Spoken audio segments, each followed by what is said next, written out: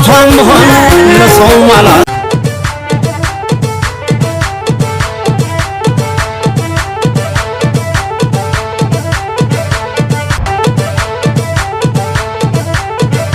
طيب يا ودد